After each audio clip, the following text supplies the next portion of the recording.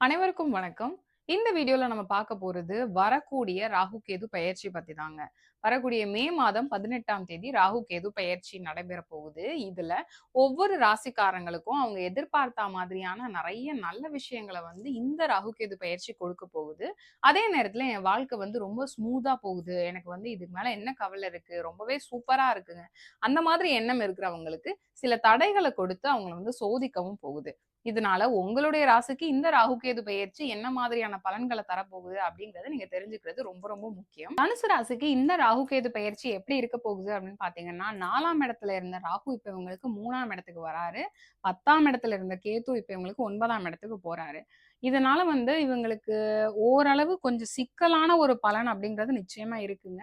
ஏன்னா ரொம்ப துணிஞ்சு ஒரு தவறு பண்றது அப்படிங்கறத இந்த காலகட்டத்துல இவங்க பண்ணுவாங்க. அதனால எப்பவுமே ஒரு விஷயம் வந்து நீங்க இப்போ டிசைட் பண்றீங்க அப்படின்னா இந்த காலகட்டத்துல இந்த ஒரு 1.5 வருஷத்துக்குள்ள நீங்க வந்து ஒரு விஷயத்துக்கு வந்து ரொம்ப சீக்கிரம்லாம் முடிவே எடுத்துறாதீங்க. ஏதாவது ஒண்ணு உங்ககிட்ட கேக்குறாங்க, நீங்க டிசிஷன் சொல்லுங்க. உங்களுக்கு நீங்க வந்து என்ன நினைக்கிறீங்க அப்படின்னு கேட்டா, எனக்கு ஒரு முக்கியமான வேலை இருக்கு. ஒரு 2 நாள்ல நான் வந்து உங்களுக்கு சொல்றேன். இல்ல நீங்க இன்னைக்கே சொல்லணும்னா ஒரு 2 மணி நேரம் டைம் கொடுங்க அப்படின்னு சொல்லி கேட்டுட்டு நல்லா யோசிச்சு, இல்ல உங்களுக்கு யோசிக்க தெரியல, என்னால வந்து முடியல அப்படின்னா, உங்களுக்கு ரொம்ப தெரிஞ்சவங்க, ரொம்ப நீங்க யார ரொம்ப நம்புறீங்களோ அவங்க கிட்ட கேட்டு அதுக்கப்புறம் முடிவெடுங்க. எமோஷனலா போய் எதுலயாவது முடிவெடுத்து மாட்டிக்காதீங்க. ஏன்னா, இந்த 3ஆம் இடத்துக்கு வரக்கூடிய ராகு அப்படிங்கிறது உங்களுக்கு எக்கு தப்பான தைரியத்த வந்து குடுப்பாரு. அதுதானே பார்த்துக்கலாம். வரட்டும் பார்த்துக்கலாம். இப்படின்ற மாதிரி ஒரு அசட்டு தைரியம் அப்படிங்கிறது வர்றது மூலமா தேவையில்லாத பிரச்சனைகள்ல நீங்க வந்து போய் மாட்டிப்பீங்க. அதனால ரொம்ப ரொம்ப கேர்ஃபுல்லா இருந்துக்கோங்க. பாதங்கள்ல கவனமா இருங்க. காதுகள்ல கவனமா இருங்க. ரோட்ல போம்போது வண்டி ஓட்டிட்டு போறீங்க அப்படின்னா, ரொம்ப கவனமா போங்க.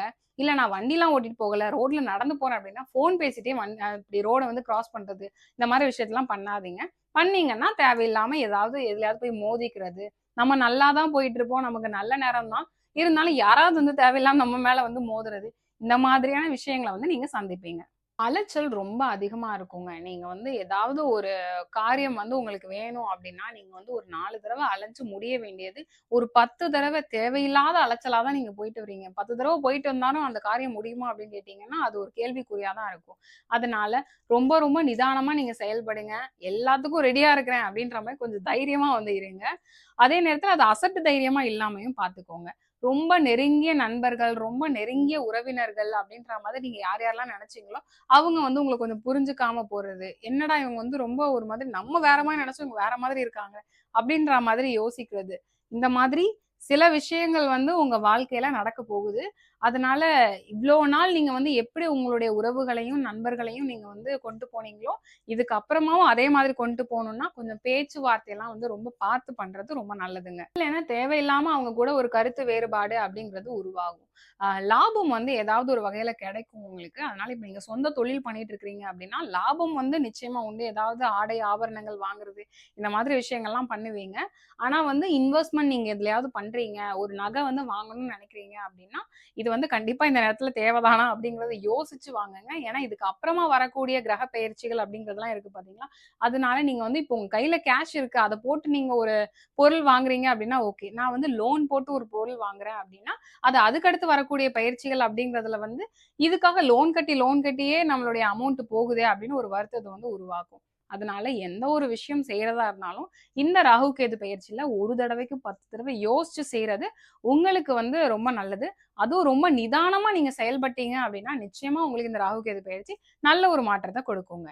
சரி ராகுவ பார்த்துட்டோம். கேது இருக்கிறாரே, அவர் வந்து 9ஆம் இடம், அதுவும் பாக்கியஸ்தானம் அப்படின்னு சொல்லுவாங்க. அந்த இடத்துக்கு போறாரு. அதனால நீங்க வந்து இந்த காலகட்டத்தில ஏதாவது கோவிலுக்கு போணும், நான் வந்து ரொம்ப நாளா பிளான் வச்சிருக்கேன் அப்படின்னா, அதுக்கு வந்து கூட்டிட்டு போறது. ஏன்னா இந்த கேது அப்படின்ற கிரகம் வந்து பார்த்தீங்கன்னா, ரொம்ப ஒரு ஞானம் சார்ந்த விஷயங்கள், ஒரு ஆன்மீகம் சார்ந்த விஷயங்கள் அப்படின்னு சொல்லலாம். அதனால ஒருத்தங்களுக்கு வந்து பொதுவாவே ஜாதகத்தில கேதுவுடைய ஆதிக்கம் வந்து கொஞ்சம் அதிகமா இருக்குன்னா, அவங்க வந்து ரொம்ப இந்த ஆன்மீக சிந்தனை உள்ளது. எதுவா இருந்தாலும் இப்போ உடம்பு சரியில்லையா, டாக்டர் கிட்ட போறதுக்கு பதிலா இந்த கோவிலுக்கு நான் போயிட்டு வந்தேன் அப்படின்னாலே எனக்கு சரியா போயிடும் அப்படின்ற மாதிரி பேசுவாங்க பாத்தீங்களா சில பேர். இவங்களுக்கெல்லாம் கேதுவுடைய ஆதிக்கம் வந்து கொஞ்சம் அதிகமாவே இருக்கும்.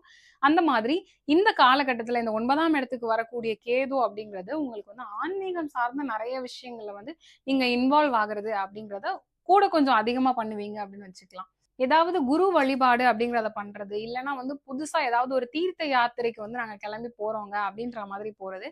இந்த மாதிரி ஆன்மீகம் சார்ந்த, ஒரு பக்தி சார்ந்த நெறைய விஷயங்கள இந்த காலகட்டத்துல நீங்க புதுசா பண்ணுவீங்க. அப்பாவோட உடல்நிலையில கொஞ்சம் கவனமா இருக்கிறது நல்லதுங்க. ஏதாவது ஒரு விஷயத்த புதுசா கத்துக்கணும் அப்படின்னு நீங்க முயற்சி பண்ணீங்கன்னா, இந்த காலகட்டத்துல நிச்சயமா அத நீங்க ஒரு டபுள் எனர்ஜியோட கத்துப்பீங்க அப்படின்னு சொல்லலாம். அதனால உங்களுடைய அறிவ நீங்க விரிவுபடுத்தணும். ஏதாவது ஒரு விஷயம் எனக்கு தெரிஞ்சுக்கணும் அப்படின்ற மாரி அந்த கத்துக்க நினைக்கிறீங்க அப்படின்னா, உங்களுக்கு இந்த காலகட்டத்துல அதுக்கான ஒரு நல்ல முன்னேற்றம் அப்படிங்கிறது இருக்குங்க. பணப்புழக்கம் அப்படிங்கிறது நல்லா தான் இருக்கும். ஏற்கனவே நல்லா இருக்கு அப்படின்னா, அது கொஞ்சம் பாதிக்கப்படும். ஆனா இவ்ளோ நாள் எனக்கு ஒரு இன்கம் வைஸ் நான் ரொம்ப கஷ்டப்படுறேன் அப்படின்னா, இந்த காலகட்டத்துல உங்களுக்கு உங்களுடைய கஷ்டத்த தீர்க்கக்கூடிய அளவுக்கான வருமானம் அப்படிங்கிறது வருங்க.